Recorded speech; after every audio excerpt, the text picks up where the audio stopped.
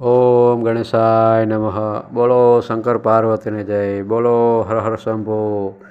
ભક્તો, આજનો વિડીયો આપણે લઈને આવી ગયા છે. આપણે આ ચેનલમાં તમારા બધાનું સ્વાગત છે. અને આજનો આપણો જે વિડીયો છે તે આપણે શિવ મહાપુરાણનો અધ્યાય 2ની કથા સાંભળવાની છે. તો શ્રાવણ માસની આ કથા આપણે પૂરેપૂરી સાંભળજો. એ નિમિત્તે આજે કથા કરીએ. એ કથાનું ખૂબ જ મહાત્મ છે. તો આ કથા આપણે આરંભ કરીએ. જે આદિ અને અંતમાં તથા મધ્યમાં પણ નિત્ય મંગળમય છે, તેમની સમાનતા અથવા તુલના ક્યાંય નથી.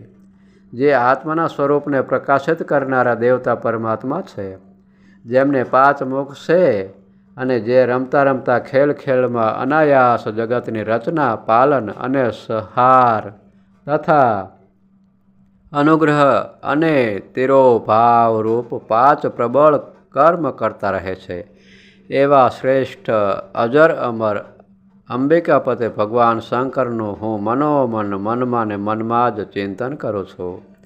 વ્યાસજી કહે છે, જે ધર્મનું મહાન ક્ષેત્ર છે અને જ્યાં ગંગા યમુનાનો સંગમ થયો છે, એવા પરમ પુણ્યમય પ્રયાગમાં જે બ્રહ્મલોકનો માર્ગ છે, સત્યવ્રતમાં તત્પર રહેનારા મહાતેજસ્વી મહાપાગ મહાત્મા મુનિઓએ એક વિશાળ જ્ઞાન યજ્ઞનું આયોજન કર્યું.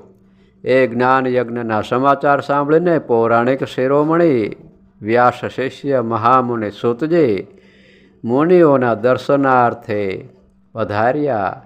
સૂતજીને આવતા જોઈને તે બધા મુનિએ એ સમયે હર્ષથી હર્ષાભર્યા થઈ ગયા, ખીલી ઉઠ્યા અને અત્યંત પ્રસન્ન ચિત્તથી તેમણે સૂતજીનું વિધિવત સ્વાગત કર્યું અને સત્કાર કર્યો.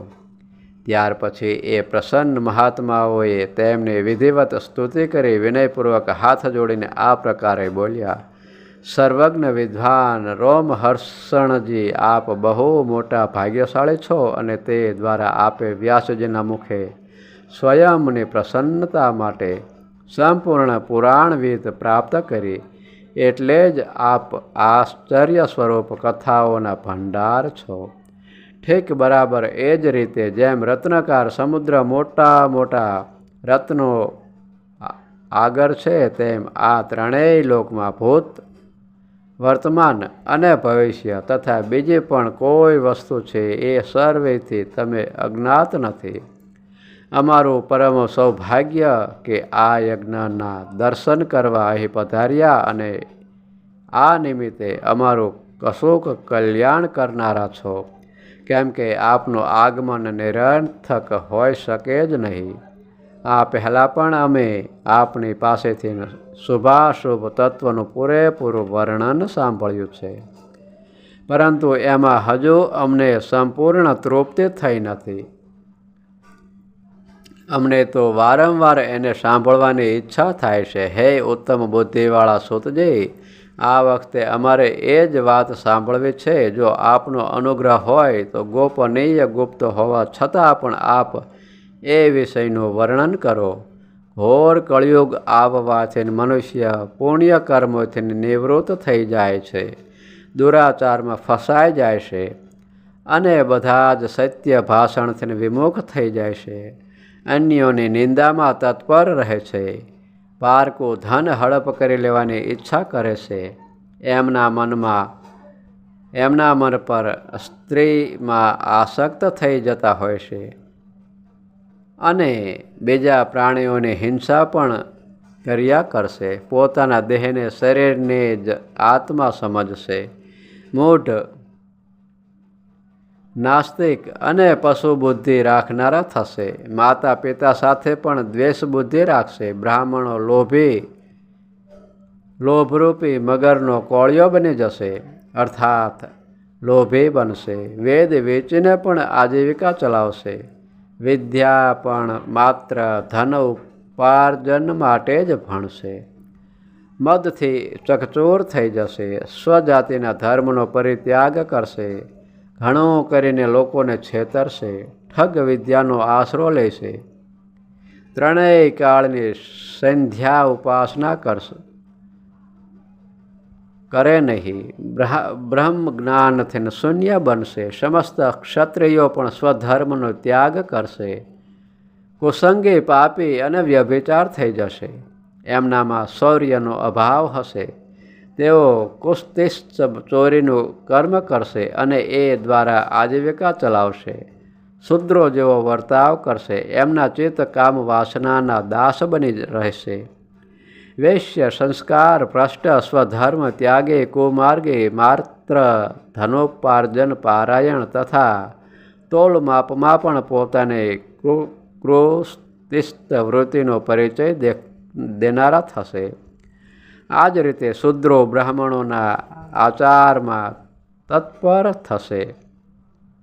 એમની આકૃતિ ઉજ્જવળ હશે, અર્થાત તેઓ પોતાના કર્મ ધર્મ છોડીને ઉજ્જવળ ફૂલ ફટાક થઈને વ્યર્થ જ ફર્યા કરશે. જે સ્વભાવત પોતાનો ધર્મ છોડશે, એમના વિચાર ધર્મ વિરોધ હશે. તે કુટિલ અને દ્વિજ નિંદક બનશે. જો ધન મળી જશે તો કુકર્મમાં જોતરાઈ જશે. વિદ્વાન થશે તો વાદ વિવાદમાં ફસાઈ જશે. પોતાની જાતને કુલીન માનીને ચારેય વર્ણો સાથે રોટી બેટી વ્યવહાર કરશે. સમસ્ત વર્ણોને પોતાના કુસંગ સંપર્કથી ભ્રષ્ટ કરશે. અધિકારની સીમાંતનું મર્યાદાનું ઉલ્લંઘન કરશે અને દ્વિજોચિત સત્કર્મનું અનુષ્ઠાન કરનારા થઈ જશે. કળિયુગની સ્ત્રીઓ ઘણું કરીને સદાચાર થઈને ભ્રષ્ટ થશે અને વારંવાર પતિનું અપમાન કરનારી થશે. સાસુ સસરાનો દ્રોહ કરનારી થશે. એમને કોઈનોય ભય નહીં લાગે. મલિન ભોજન કરશે. કુસ્તિસ્ત હાવભાવ ચાંચાળા કરવામાં તત્પર રહેશે. એમના શીલ સ્વભાવ ખરાબ થઈ જશે અને તેઓ પોતાના પતિની સેવાથી વિમુખ બની જશે.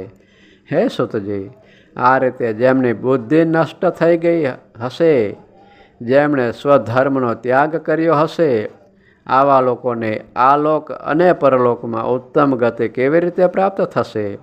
આ જ ચિંતાથી અમારા મન સદા વ્યાકુળ રહેશે.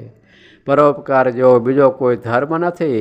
તેથી જ નાના સરખા ઉપાયથી આમના સર્વ પાપનો તત્કાલ નાશ થઈ જાય.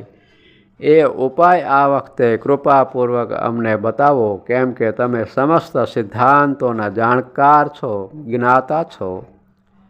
વ્યાસજી કહે છે, એ ભાવિતાત્મા મુનિઓની આ વાત સાંભળીને સૂતજી મનમાં ને મનમાં ભગવાન શંકરનું સ્મરણ કરીને એમને આ પ્રમાણે કહેવા લાગ્યા. તો ભક્તો, આ અધ્યાય અહીં પૂર્ણ કરીએ છીએ. આગળની કથા આપણે આવતા વિડીયોમાં કરશું. ત્યાં લગીને મને રજા આપો. બોલો શંકર ભગવાનની જય.